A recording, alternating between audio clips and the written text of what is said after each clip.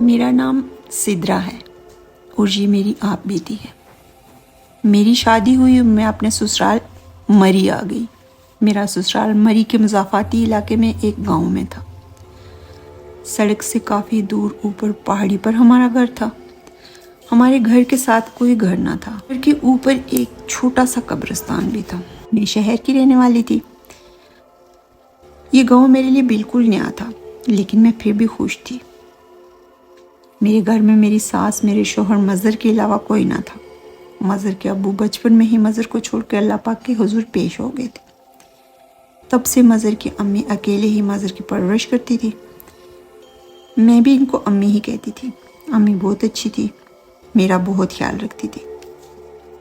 امی ہمیشہ بیمار سی رہتی تھی، ان کی نظر بھی بہت کمزور تھی۔ میرے شوہر ایک ہسپتال میں کام کرتے تھے، بہت دیر سے گھر آتے، کبھی کبھی تو رات بہت دیر ہو جاتی۔ میرے گھر خوشخبری آئی، ہم سب بہت خوش تھے۔ امی تو مجھے دعائیں دے دے کے نہیں تھکتی تھی۔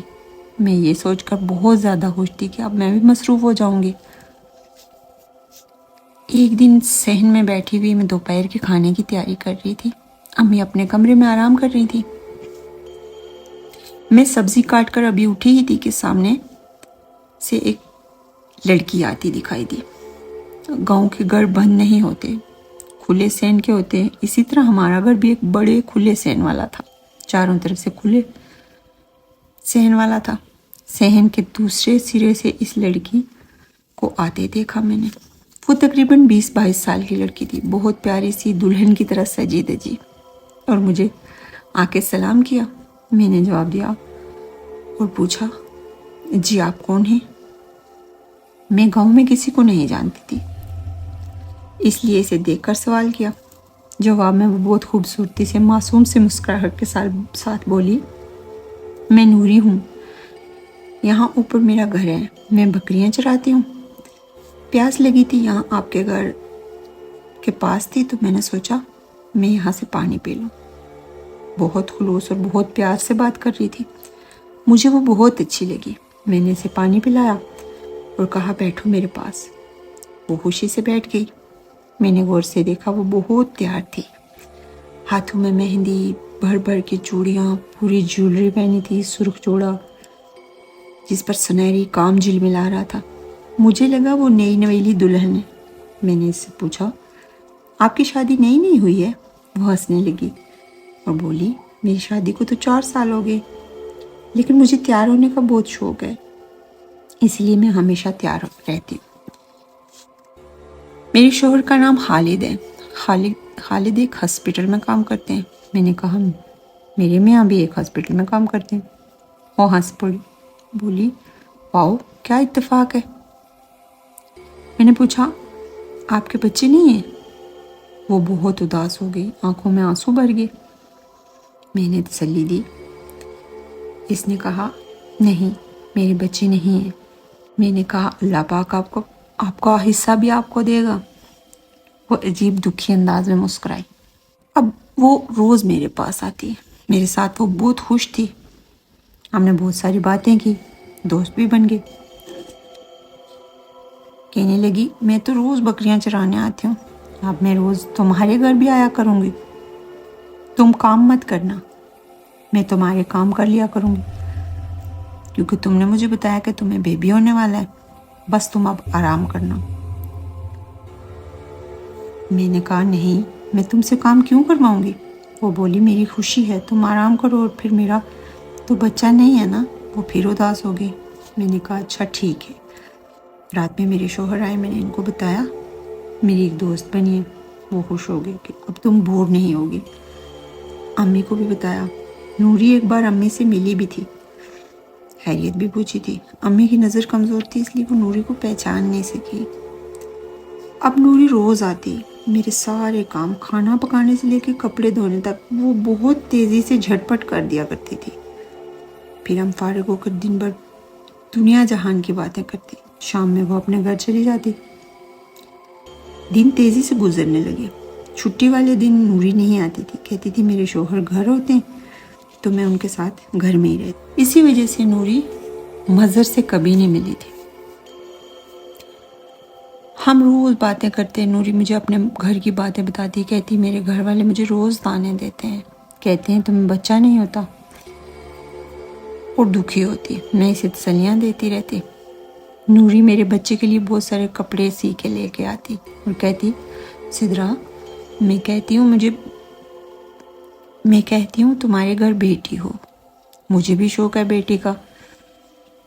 جب تمہاری بیٹی ہوگی نا تو میں اس کی پونیاں باندھوں گی، اس کو فراک پہناؤں گی. پھر ہم بہت ہنسے. نوری میرے ساتھ بہت خوش رہتی تھی. میرا 8واں مہینہ چل رہا تھا. ایک دن نوری آئی، وہ بہت اداس تھی، رو رہی تھی. میرے پوچھنے پر بتایا سدرا میرا شوہر خالد دوسری شادی کر رہا ہے. میں حیران رہ گئی اور بولی تم اتنی پیاری اتنی اچھی ہو، پھر ایسا کیوں ہے؟ نوری بولی میرے گھر بچہ نہیں ہے نا، میں ماں نہیں بن سکتی، اس لیے سدرا تم اپنا خیال رکھنا، اب میں شاید کبھی تمہارے پاس نہ آ سکوں. میں بہت دکھی ہوئی اس کے لیے، لیکن کچھ نہیں کر سکی. وہ مجھ سے مل کے چلی گئی، اداس آنکھوں میں آنسو لیے. مجھے بہت افسوس ہوا. میں ایک سہیلی سے محروم ہو گئی، لیکن میں کیا کر سکتی تھی؟ مجھے تو اس کے گھر کا بھی پتہ معلوم نہیں تھا، وہ آتی کہاں سے تھی. اب وہ نہیں آ رہی تھی. ایک دن مظہر گھر آئے، بولے سدرا تم کل تیار رہنا، میری کولیگ کی شادی ہے، وہ میرا بہت اچھا دوست بھی ہے، ہم اس کی شادی میں چلیں گے. میں نے کہا ٹھیک ہے. دوسرے دن ہم لوگ شادی میں گئے. مظہر کے دوست کا گھر ہمارے گھر سے کافی اوپر آگے کر کے تھا. راستے میں ایک قبرستان بھی تھا. ہم شادی میں پہنچے. گھر کی عورتوں نے ہمارا استقبال کیا. مجھے لے کر عورتوں والے کمرے میں گئی اور ادھر بٹھایا. مظہر آدمی کی طرف چلے گئے. وہ مجھے لے کے ایک کمرے میں اکیلے چھوڑ کے 2 عورتیں میرے لیے کھانا پینے کا کوئی بندوبست کرنے گئی. شادی کچھ بڑی نہ تھی، بس چند ہی لوگ تھے. میں اکیلی کمرے میں بیٹھی ادھر ادھر دیکھ رہی تھی.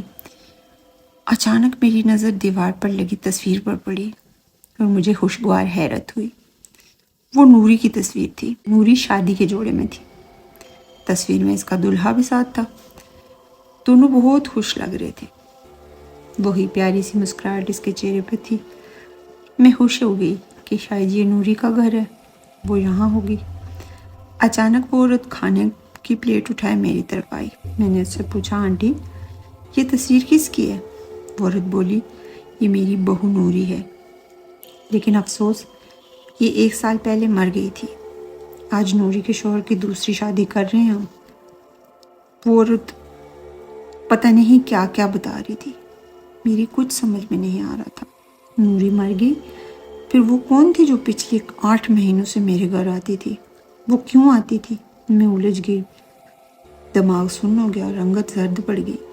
میں بتانا چاہتی تھی لیکن کیا بتاتی؟ میں بہت مشکل میں تھی. میں بتاؤں نہ بتاؤں؟ پھر میں نے اس عورت کو کہا آپ میرے شوہر کو بلا دیں پلیز، میری طبیعت بہت خراب ہو رہی ہے. وہ عورت جلدی سے مظہر کو بلا کے لے آئی. میں اور مظہر کمرے میں تھے. میں نے سامنے دیوار پر تصویر دکھائی. مظہر یہ نوری ہے، یہی آتی تھی میرے گھر، میری دوست. مظہر بولے ایسا کیسے ہو سکتا ہے؟ یہ تو میری نظروں کے سامنے ہسپتال میں مر گئی تھی. یہی تو میرا دوست ہے جس کی پہلی بیوی نوری تھی اور وہ مر گئی، اب وہ دوسری شادی کر رہا ہے. نوری نے زہر کھا لیا تھا، خودکشی کی تھی اس نے. اس کو اولاد نہیں ہوتی تھی. سب کے تانوں سے تنگ آ کر اس نے زہر کھا لیا تھا. مظہر بول رہے تھے، مجھے آواز کہیں دور سے آ رہی تھی. ایسا کیسے ہو سکتا ہے کہ نوری ہمارے گھر آتی ہے؟ وہ تو مر کر کوئی واپس آیا کبھی؟ یہ تمہارا وہم ہوگا. لیکن میرا وہم نہیں، وہ وہم نہیں تھا. وہ ہنسی، وہ باتیں، وہ شرارتیں، گھر کے سارے کام، میرے بچے کے کپڑے، وہ وہم کیسے ہو سکتا ہے؟ میں تو بس یہی سوچ رہی تھی. تھوڑی دیر بعد ہم شادی سے واپس آ گئے. میری طبیعت خراب تھی. واپسی پر قبرستان سے گزرتے ہوئے مظہر ایک قبر کے پاس رک گئے. بولے یہ دیکھو. قبر کی تختی پر لکھا تھا نوری زوجہ خالد. 1 سال پہلے کی کوئی ڈیٹ. اسے مرے ہوئے سال ہو گیا تھا. میرے آنسو نہیں رک رہے تھے. مجھے لگا قبر پر بیٹھی دلہن کے روپ میں نوری مجھے الوداع کہہ رہی ہے. میں گھر آ گئی. اپنے حواس میں نہیں تھی. مظہر بھی حیران تھے کہ میں نے کبھی نوری کو دیکھا، نہ ہی اس کے گھر کا پتہ معلوم. پھر مجھے نوری کی تصویر دیکھ کے کیسے پتہ چل گیا کہ یہ نوری ہے؟ ہم بہت حیران تھے. اسی صدمے میں یہی سوچتے کشمکش میں 1 مہینہ گزر گیا. پھر میری ڈیلیوری ہوئی. میرے گھر بیٹی پیدا ہوئی. مجھے شکل سے اپنی بیٹی بالکل نوری کی پرچھائی لگی. وہی مسکراتی آنکھیں، وہی ہونٹ، وہی ناک. میں نے اپنی بیٹی کا نام نوری رکھا. میں نوری کو لے کر اکثر اپنی دوست نوری کی قبر پہ جاتی. مجھے لگتا نوری کے لبوں پر پرسکون مسکراہٹ ہوتی ہے اور آنکھوں ہی آنکھوں میں کہتی ہے، دیکھ سدرا، نوری کی بیٹی بھی نوری ہے. آج میری بیٹی 10 سال کی ہو چکی ہے. وہ بالکل نوری جیسی ہے. اسی طرح بولتی ہے، اسی طرح ہنستی ہے. گاؤں میں جو بھی اسے دیکھتا ہے کہتا ہے یہ تو نوری کا دوسرا جنم ہے. میں بھی یہی سوچتی ہوں. شاید نوری اسی لیے آئی تھی کہ وہ دنیا میں دوبارہ میرے بچے کی حیثیت سے دنیا دوبارہ دیکھ سکے. ہاں، میری بیٹی نوری ہی ہے.